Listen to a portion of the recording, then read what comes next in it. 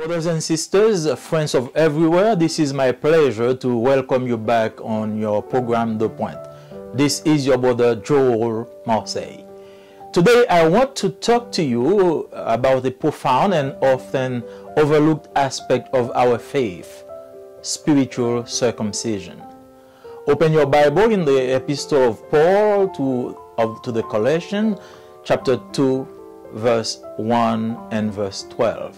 And we read, "In him you were also circumcised with a circumcision performed without hands, in the removal of the body of the flesh by the circumcision of Christ, having been buried with him in baptism, in which you were also raised with him through faith in the working of God, who raised him from the dead." While physical circumcision was a covenant between God and the Israelites in the Old Testament, spiritual circumcision holds great significance for Christians in the New Covenant. It is a symbol of our inner transformation and our commitment to Christ. To appreciate the concept of spiritual circumcision, let's first understand the significance of physical circumcision in the Old Testament.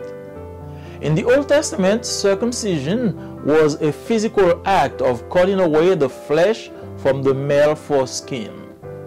In Genesis 17, God made a covenant with Abraham and his descendant. He commanded Abraham to circumcise himself and his descendant as a sign of their separation from the world and their dedication to God's promises. Circumcision was the physical sign of this covenant, representing consecration, purity, and separation from the world. It marked God's chosen people, set apart to be a holy nation.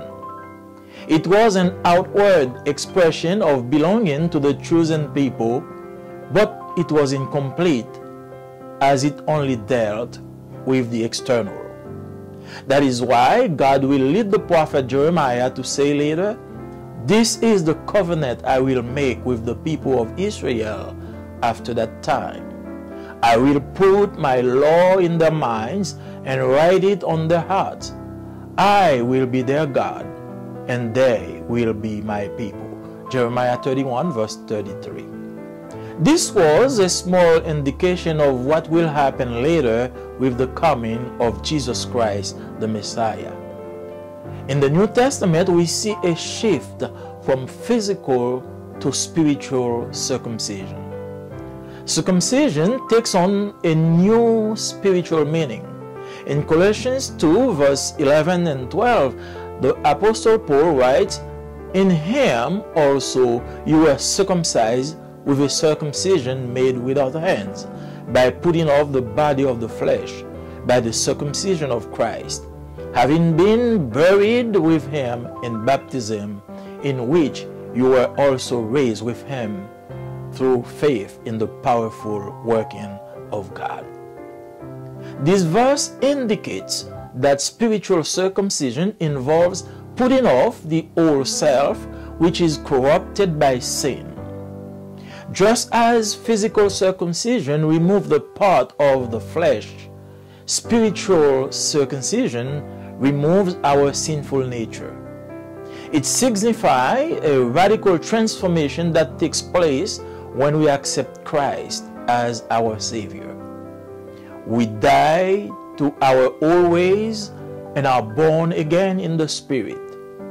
This is not something we do ourselves, but is a work of God through faith in Christ. Paul goes further to delve into baptism, which is a public testimony of our identity and our identification with Christ.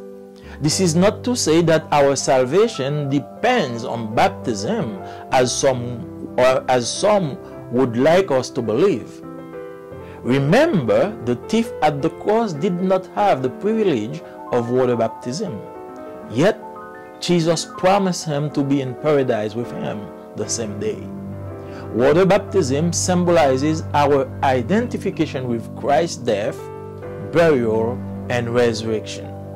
In baptism, we publicly declare our faith and allegiance to Him. This signifies our new life in Him. Through spiritual circumcision, we are no longer defined by our past sin or the world's value, but are now defined by our spiritual relationships with Christ. Through spiritual circumcision, we become new creation in Christ, according to 2 Corinthians 5, verse 17. Our old sinful nature is cut away, and we are born again by the Holy Spirit. When we are spiritually circumcised, we experience freedom from sin's dominion. Spiritual circumcision frees us from the dominion of sin. Just as the Israelites were set free from slavery in Egypt, we are liberated from the bondage of sin through spiritual circumcision. We no longer serve the flesh, but live according to the Spirit. As Romans chapter 6 verse 6 says, we know that our old self was crucified with Him in order that the body of sin might be brought to nothing, so that we would no longer be enslaved to sin. In Ezekiel 36 verse 26, the prophet repeats the promise of God made in Jeremiah 31 verse 33 by writing, I will give you a new heart, and a new spirit I will put within you. A new heart and a new spirit are indicative of a spiritual circumcision, which involves a transformation from the inside out, where God changes our hearts and empowers us to live a righteous life. Just as physical circumcision marked belonging to the covenant community of Israel, spiritual circumcision marks our belonging to Christ. We become part of His family, His body, and His kingdom. As members of His kingdom, we yield to the work of the Holy Spirit in our lives. We become more Christ-like. Our desires, attitudes, and actions align with God's will. Dear brothers and sisters, spiritual circumcision is not a physical act, but a profound spiritual reality.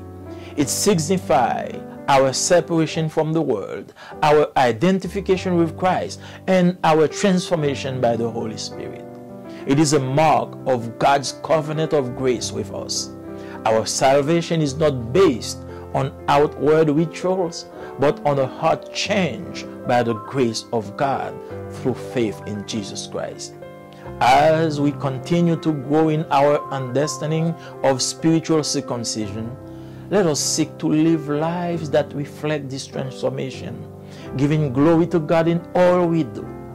May we bear witness to the world of the incredible power of Christ's work in our hearts, and may our lives be living testimonies of His grace.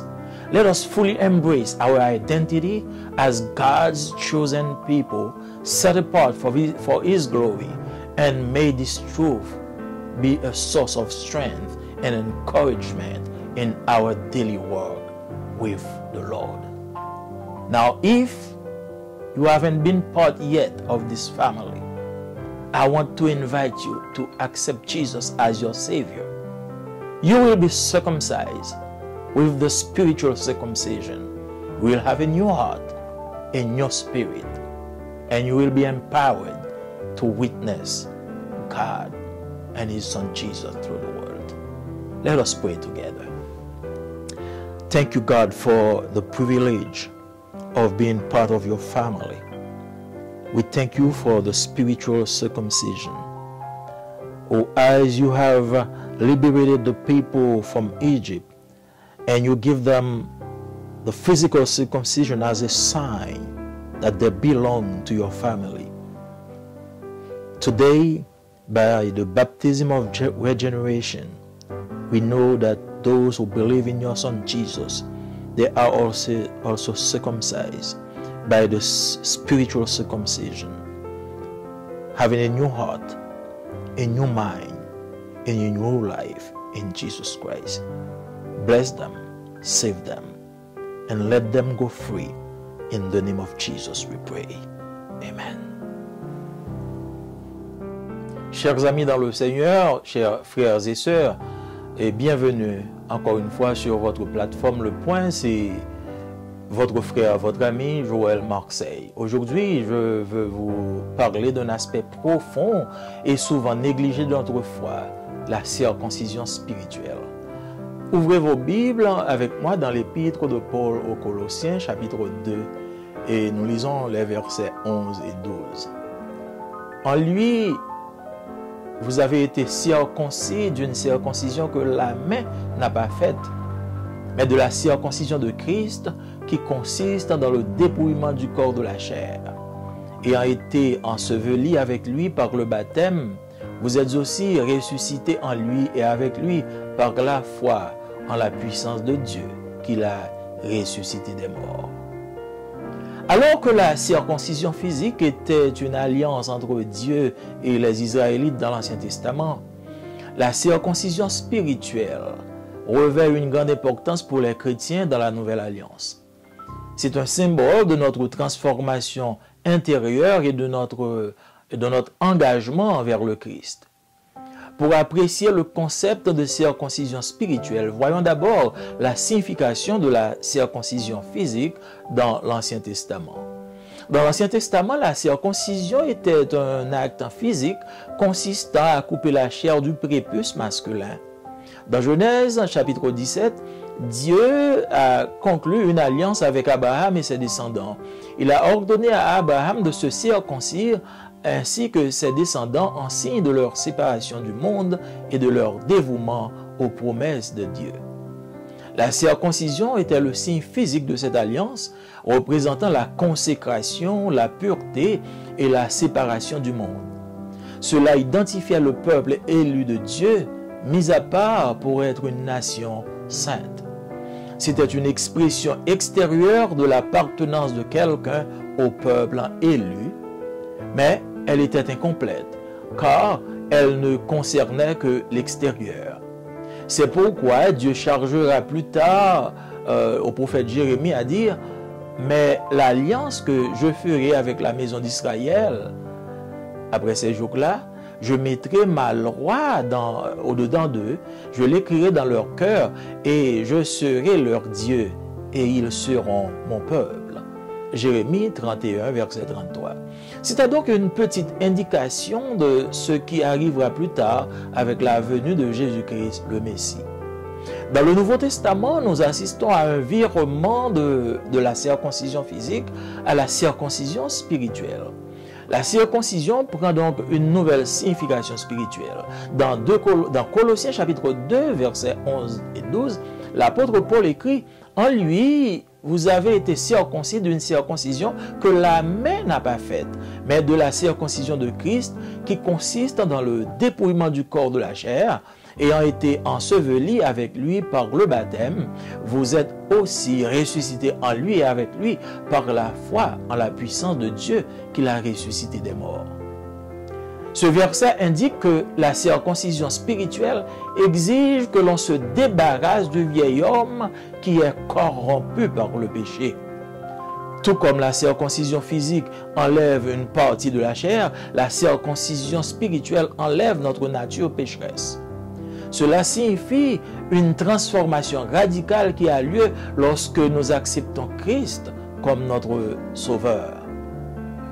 Nous mourons en ce qui concerne nos anciennes habitudes et nous naissons de nouveau par l'Esprit. Ce n'est pas quelque chose que nous faisons nous-mêmes, mais c'est une œuvre de Dieu à travers la foi en Christ. Paul va plus loin en explorant le concept du baptême qui est un témoignage public de notre nouvelle identité et de notre identification avec Christ. Cela ne veut pas dire que notre salut dépend du baptême, comme certains veulent le faire croire. Rappelez-vous, le voleur à la croix n'a pas eu le privilège du baptême d'eau. Pourtant, Jésus lui a promis d'être au paradis le même jour avec lui. Le baptême d'eau symbolise notre identification avec la mort, l'ensevelissement et la résurrection de Christ. Par le baptême, nous déclarons publiquement notre foi et notre allégeance à lui. C'est une déclaration de notre nouvelle vie en lui. Grâce à la circoncision spirituelle, nous ne sommes plus définis par nos péchés passés ou les valeurs du monde, mais désormais par notre relation avec Christ. Grâce à la circoncision spirituelle, nous devenons une nouvelle création en Christ, d'après 2 Corinthiens chapitre 5, verset 17. Notre vieille nature pécheresse est supprimée et nous sommes nés de nouveau par le Saint-Esprit. Alléluia. Lorsque nous sommes spirituellement circoncis, nous faisons l'expérience de la liberté de la domination du péché. La circoncision spirituelle nous libère de la domination du péché. Tout comme les Israélites ont été libérés de l'esclavage en Égypte, nous sommes libérés de l'esclavage du péché grâce à la circoncision spirituelle. Nous ne servons plus la chair, mais vivons selon l'esprit. Comme le dit Romains chapitre 6, verset 6, nous savons que notre vieil homme a été crucifié avec lui afin que le corps du péché fût détruit pour que nous ne soyons plus esclaves du péché. Dans Ézéchiel chapitre 36, verset 26, le prophète répète la promesse de Dieu faite à Jérémie, dans Jérémie chapitre 31, verset 33, en écrivant « Je vous donnerai un cœur nouveau, je mettrai en vous un esprit nouveau ». Un cœur nouveau et un esprit nouveau sont les indices d'une circoncision spirituelle qui implique une transformation de l'intérieur vers l'extérieur, où Dieu change notre cœur et nous donne le pouvoir de vivre une vie de juste. Tout comme la circoncision physique marquait l'appartenance à la communauté de l'Alliance d'Israël, la circoncision spirituelle marque notre appartenance au Christ. Nous faisons partie de sa famille, de son corps et de son royaume. En tant que membres de son royaume, nous nous soumettons à l'œuvre du Saint-Esprit dans nos vies et nous ressemblons davantage à Christ. Nos désirs, nos attitudes et nos actions s'alignent à la volonté de Dieu. Chers frères et sœurs, la circoncision spirituelle n'est pas un acte physique, mais une profonde réalité spirituelle.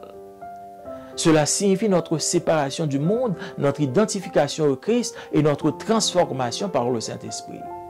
C'est une marque de l'alliance de grâce de Dieu avec nous.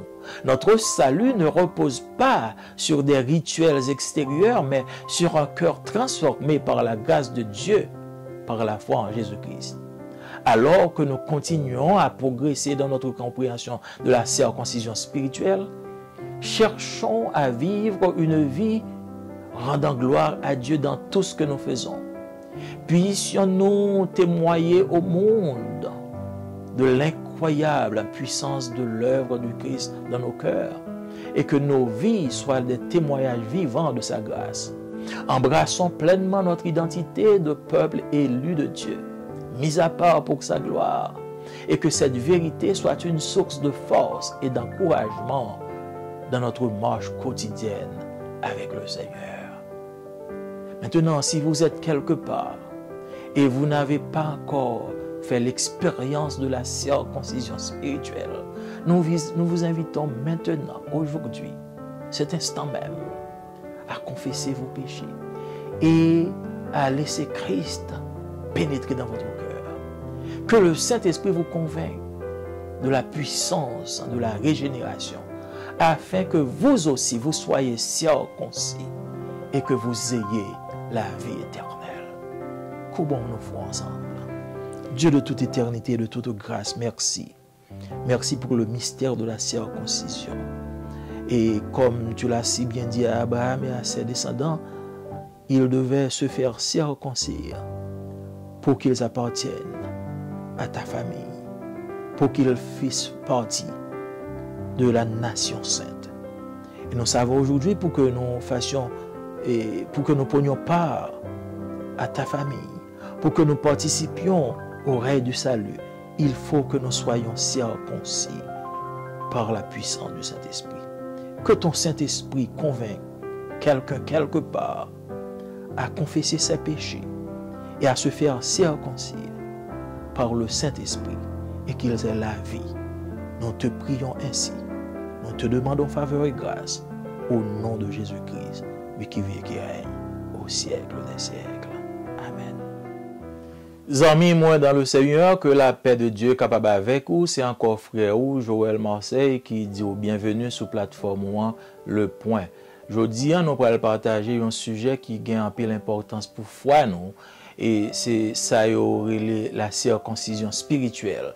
C'est parfois un sujet qui est négligé et moun pas prêter trop importance avec les pourtant les gagne pile importance pour notre foi. Et ouvrez Bible sou capable dans Colossiens chapitre 2 versets 11 et 12 et n'appli ensemble. Nous même cap vivre ensemble dans Christ là, nous te circoncis tout. Mais c'est pas moun qui te circoncis nous.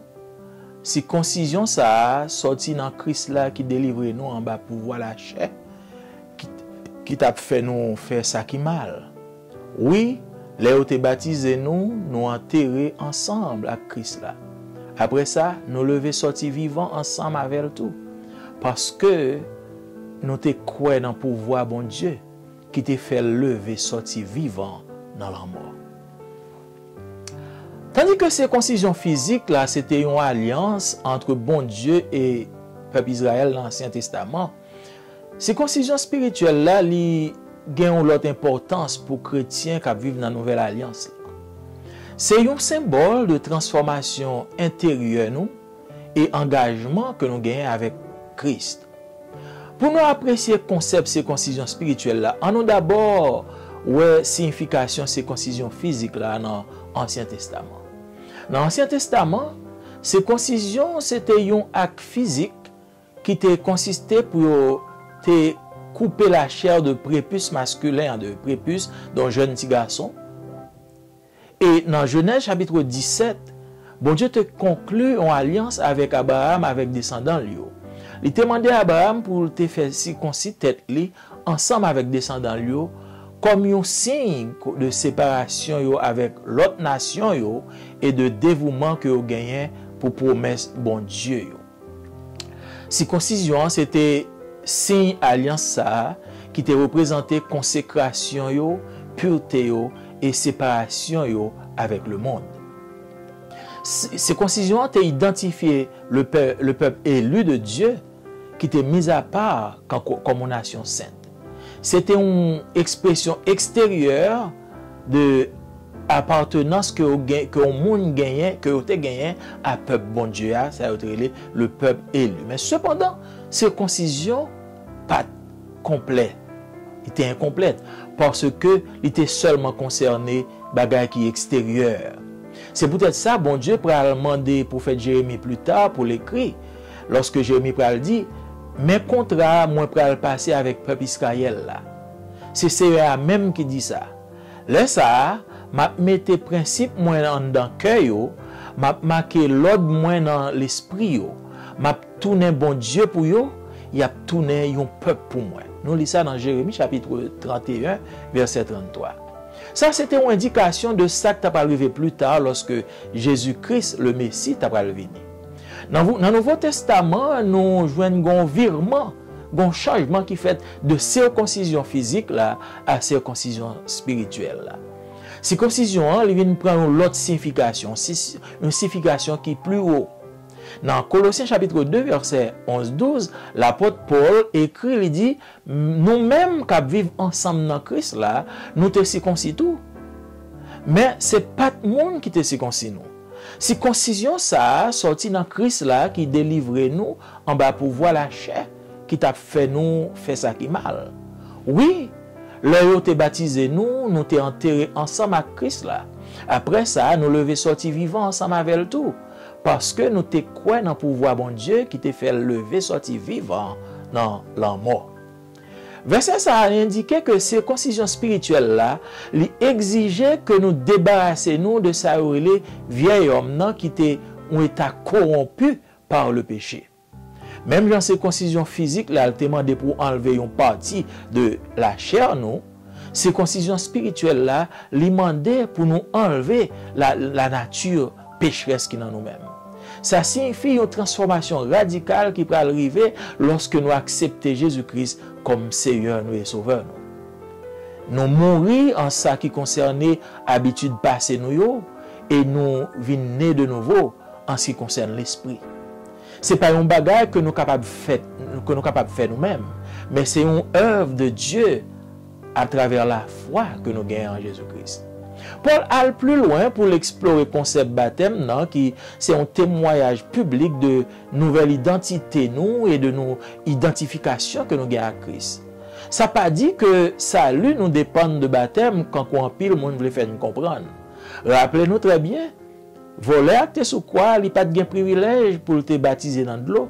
Pourtant, Jésus te promet que le tape avec lui dans le paradis le même jour même que le te mourir.